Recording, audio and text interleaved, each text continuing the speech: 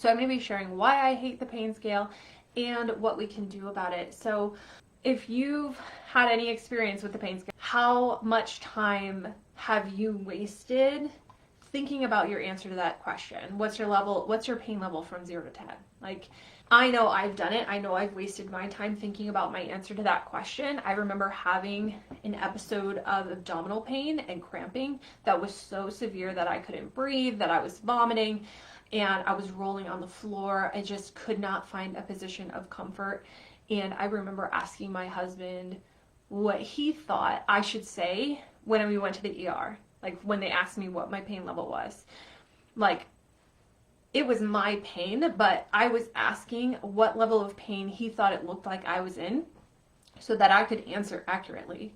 Like, I was already doubting my own perceptions of my own pain before we even got to the ER. Because, like, to me, it was a 10. And that was my definition of a 10. But I was worried that I'd be judged for saying that. And I'm sure you can relate. I'm sure you can relate. And let me know if you can relate. Melissa says it's hard to answer. I often feel like they just want to write it in my chart, but don't really care what my answer is. And that's probably true. Coming from my experience working as a physical therapist in the clinic, I oftentimes was just like, I honestly, like, don't put too much thought into it. Like, just give me an answer because I'm required to put something in your chart. I do care about how you're feeling, but the number itself doesn't really matter because the way you would describe your pain experience matters more. Trio says, I don't like how the doctors react surprised. Yeah, when you say 9 or a 10. Exactly. And so that's another reason why I hate the pain scale, is because it's like you're not allowed to answer honestly when you feel like you're in a 9 or a 10 pain and they don't know what to do. Like, they're like, only in severe instances, rare instances, should anyone ever answer a 9 or a 10. But yeah, I can understand, like, the feeling of, like, fear with answering 9 or a 10, or anything like, 7 or 8 or above, like, feeling judgment about the reaction you're going to get. And so I'm sure you can relate to that. You may not have actually put a lot of time into thinking about, like, what your answer was to that question prior to your doctor visits. Maybe you didn't really take too much time thinking about your answer. You just answered honestly. You answered the question honestly, and then like, just answering with, like, whatever the first thing is that came to mind in that moment. And then suddenly you were met with your integrity being questioned.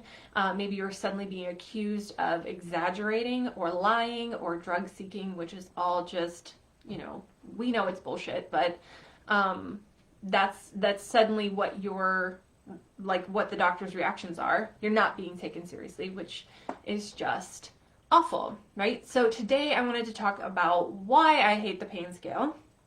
I'm sure you all have reasons why you hate it, but I'm sharing my reasons why I hate the pain scale and what we can do about it. Okay, so a few of the reasons why I hate the pain scale, or why I think the pain scale sucks, I'm going to list them off, and then we're going to share what we can do about it. I'm going to share some tips about what we can do about it.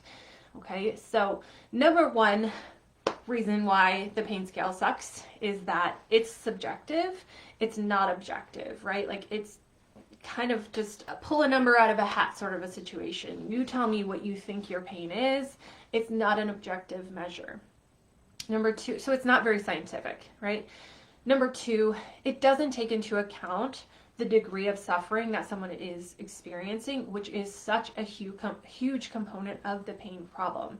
We don't just feel physical pain without feeling physical suffering along with it. Like, yeah, maybe sometimes we do, but, like, when we're getting into the higher levels of pain and it's affecting our ability to function and our ability to think and our ability to do things and feel good and feel happy and do the things in life that we find fulfilling, the pain scale doesn't take into account the degree of suffering that goes into that. It is only meant to measure the degree of, or the intensity of, the physical pain that's being experienced. So that's one reason why the pain scale sucks. Number three, there is no consistent standardized scale that's used widely across clinics and across doctors. So every doctor, every clinic, every individual, every patient has a different definition of what that scale is. So there is no standardized scale from clinic to clinic, or from doctor to doctor, or from patient to patient. We all have kind of a different definition of what the scale is. And not having that standardization makes it incredibly unscientific and unreliable as a tool. Number 4 reason why the pain scale sucks is that chronic pain is different from regular pain. We all know it. People who have chronic pain are so much better at coping or masking their pain, and so their day-to-day pain levels look different physically than the average, individual who doesn't have pain on a daily basis. And so their pain scale is going to be different than the average individual. And so, and chronic pain in more ways than one is different from regular pain. It's just a completely different mechanism. And so the scale just doesn't apply well to people with chronic pain. The reason number 5 why the pain scale sucks is that thinking about pain actually makes pain worse, right? Like every time you go to the doctor, every time you go to the physical therapist, and more than once sometimes, you're going to get asked, what's your pain level? What is your pain today? And the more you have to think about that, the more you have to tune in and kind of ask yourself, well, I don't know, how much is my pain? How intense is it? The more you think about it, the more we tune into that. It's not helpful, right? Like, I actually put a poll last week, I think, in the group asking, like, tell me your opinion. Does thinking about pain make the pain worse? And most people answered that is true. And I believe it is true as well. And unfortunately, the healthcare system has made it a standardized question. It's now the 5th vital sign, or the 5th or 6th vital sign. Like, it's required to be asked, what is your pain level? And we're just asking people to tune into that pain more, think about it more, and dwell on it more, which is not helpful. Okay. And the 6th reason why I think the pain scale sucks is that the pain scale is not a diagnostic tool. I think that sometimes doctors may use that pain scale as a means to help them determine the treatment plan and or the diagnosis. And the pain scale alone, like we said, it has so many flaws. It should never be used in isolation to determine the kind of care that someone is going to get, okay? And if it is, that's not medical care. It doesn't require a doctor to say your pain level is a 7 out of 10. That means we should give you a certain medication. There's no thought process that goes into it if it's like an equation, right? Like if the patient says XYZ, then this happens. There's no thought that goes into that. There's no other, factors that are considered into that situation, and that is not medical care. And like I said, the pain scale was never meant to be a diagnostic tool. It was never meant to be a tool to be used to determine treatment alone by itself, right? Like other things need to be considered. And I think, unfortunately, sometimes with some of the protocols that are being put in place in healthcare settings, like the ER or in some in some pain management clinics, they have certain protocols that they follow, like that says if a patient answers a certain number, then this happens, which isn't good care, in my opinion. So the next thing is, what do we do about it? So obviously the pain scale sucks. And obviously, we do need to know like how much pain people are in, but like, what do we do about it? So this is I have 4 tips not for healthcare providers, but rather for people who have chronic pain, who are trying to figure out how to use this pain scale best for them. So my number one tip is to people with chronic pain is to stay within the scale from 0 to 10. I know that sometimes it can be tempting to want to say my pain is an 11 or higher, a 15 out of 10. And to any healthcare provider, automatically that is going to sound like an exaggeration. It's going to sound like you're being illogical, because obviously there is no 11 out of 10 right? You cannot be higher out of 10 on the scale because I didn't give you that like I gave you a threshold. You can't pass the threshold, and if you're going to do that, you're going to seem non-compliant. You're going to seem like an exaggerator, and I'm saying this with love, with I don't know. I'm saying this as advice to be taken more seriously, as much as it sucks to sometimes stay within the confines of that shitty scale because the scale itself is broken. But if you go outside of that 10 out of 10, it's going to sound exaggerated and you're not going to be taken seriously. And this is coming from someone who's been in the healthcare setting.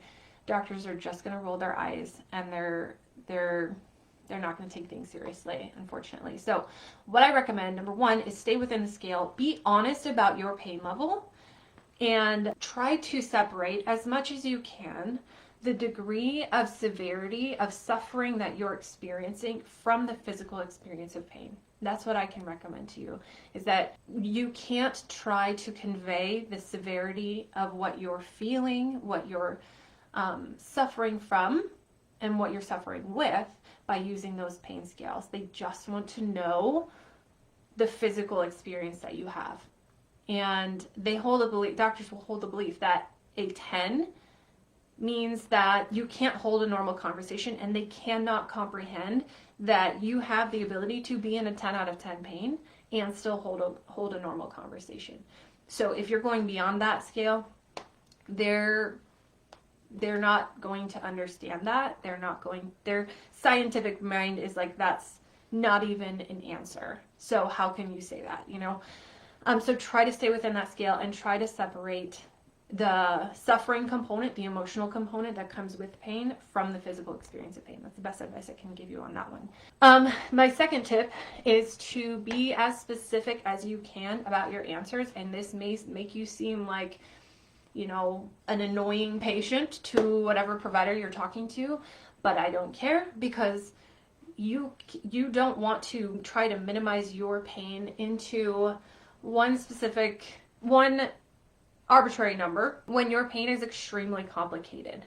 Okay, so you have to be more specific. When they ask you what is your pain level from 0 to 10, you need to ask a follow-up question. I would love to answer that question for you. I would love to explain to you what I'm going through, because I think it will be important for my care, but I need to ask you, what do you mean? What part of my pain are you asking me about? Are you asking me about my pain on average all over my body at all times? Or the pain just in my shoulder right now? Do you mean the pain that's going on in my shoulder at rest or when I'm walking? Like, what are you asking me? Do you mean the pain that's going on in my back when it's at its worst level? Like, how high can it go? Or are you asking me about my pain level on average at baseline in my back, right? Are you asking me about my pain level in my hands when I'm having a huge flare-up, or on average at baseline? So you kind of have to ask these clarifying questions so that they can understand that your pain is more complex than they're trying to give it. And ultimately, if they just say, I don't care, I just need a number to put in the chart, then just give them a number. If they're not using that to actually determine like what you're feeling, like they just need a number to put a number down, then just give them a number, because it doesn't matter. But try to be as specific as possible. Try to get them to see that your pain is more complex, and it varies. It varies depending on time of day. It varies depending on if you're in a flare-up or not. It varies depending on if you're asking if the pain is in my shoulder or in my back. It varies depending on position. It varies depending on activity, you know. And so, yeah, I might be sitting here in front of you today in 0 out of 10 pain, but if I stand up and walk around for 5 minutes, then I might be in a 10 out of 10 pain. So it just depends, and you have to be clear with your provider on what it is that you're talking about. Because if you wrote all of those numbers down, like specifics of each of them, you would see that they're all across the board, they're all different for the most part, right? So that is my tip number 2, is to be as specific as possible. Tip number 3 is to be consistent about your answers. And the way that you're going to do this, like I said before, is that there's no consistent pain scale. There's no standardized pain scale that's used across every clinic or every provider. And every individual person, every human being has a different definition of what they think the pain scale is. And so here's how you get around it. You have to be consistent on your own, because what really, really matters, that pain scale tool should be used as a means for doctors to see if you are improving or not. Is your pain getting better with the treatment that I've administered or not? And if it's not, I need to change it. If it is, fantastic, we should continue doing that. The only way that they can tell if you're getting better or not, aside from a long paragraph description of how you're feeling, the only way they can determine if you're getting better or not is by using that pain scale. And the only way that you can make sure that that pain scale is a reliable tool is to be consistent in the definition of your pain scale that you use every single time. So the way that I recommend that you do that is to bring your own scale that has a definition of a description, a word, like a sentence or a paragraph description of each number on that scale. What does 0 mean? What does 1 mean? What does 2 mean? What does 3 mean? It should include some level of functional ability in that description. And once you've determined what that scale is for you, you can find some on the internet. You can make your own scale, honestly. But whatever that scale is for you, once you've kind of come up with that, then you're going to stick with it and use it every single time you go to the doctor. And so then you're going to look at that and say, okay, you asked me a specific question about my back pain when I'm standing up for longer than 5 minutes. This is my pain level when I'm standing up with my back for more than 5 minutes is a 6 out of 10, according to this scale. You're going to use that scale at every single doctor visit. You should have it screenshotted on your phone or a physical copy printed out that you're going to bring with you. Your doctor or your healthcare provider does not need to know what your defined scale is. It doesn't necessarily matter. What matters is that you are using that same scale consistently so that you know and they know that you are improving or not. It's the most objective way that we can make it more objective, right?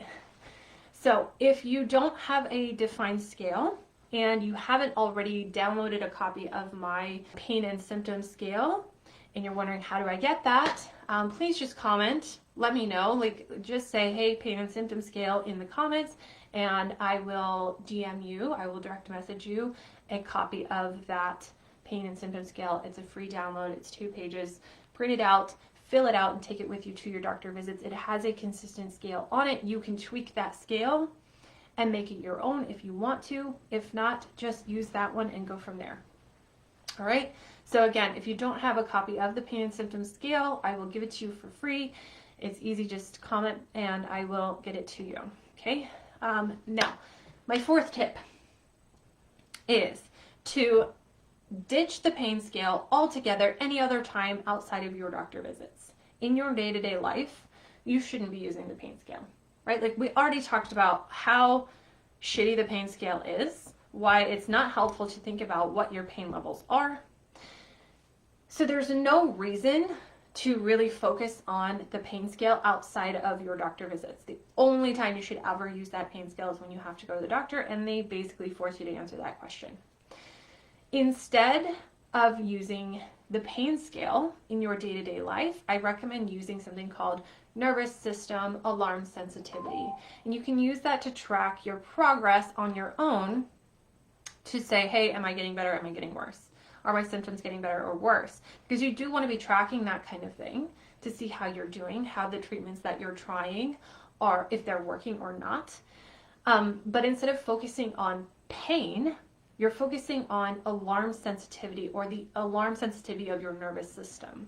That's what I recommend you kind of track on your day-to-day basis instead of your pain level, okay? One more thing about that, thinking about pain level is kind of thinking about the volume of the pain. Like, how loud is it? How loud are our speakers? And there's not much that we can do. Like, we don't have much control over the volume, over the output. What we do have control over, however, is the volume control dial. So alarm sensitivity, nervous system alarm sensitivity is much more like that volume dial. We have more control over the volume control dial than we do over the actual loudness. Okay, so focusing on the volume dial is going to be more helpful than focusing on the loudness of the pain. So, like I said, again, number 4 is in your everyday life, outside of your doctor visits, I recommend ditching that pain scale altogether and using the alarm sensitivity to track your progress instead of the pain scale, okay? So, one more time, 4 tips that I have for you in regards to using the pain scale. Number 1 is just stay within the scale. Try to stay from 0 to 10 as much as possible. Be honest about your pain. Don't downplay it, but stay within that scale. And try to separate your suffering, your degree of suffering from the physical experience that you're feeling.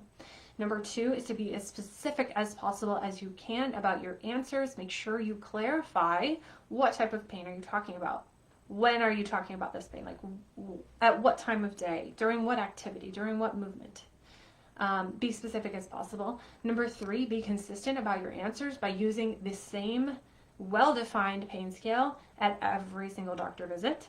And number 4, ditch the pain scale completely outside of your doctor visits and use nervous system alarm sensitivity instead. Okay, so those are my tips. I think the pain scale sucks. I hate it. I wish I could get rid of it altogether, but it seems like it's not going anywhere anytime soon in the healthcare system. So if you can't beat them, we can try these techniques to try to make it slightly better. And that's it for today. So I hope this was helpful. Let me know in the comments if this was helpful, if you learned something new, if you took away something that you can use in the clinic to hopefully get your doctors to understand what you're going through better and to communicate what you're going through better. And that's the whole point, right? So I will let you go, and thank you for listening.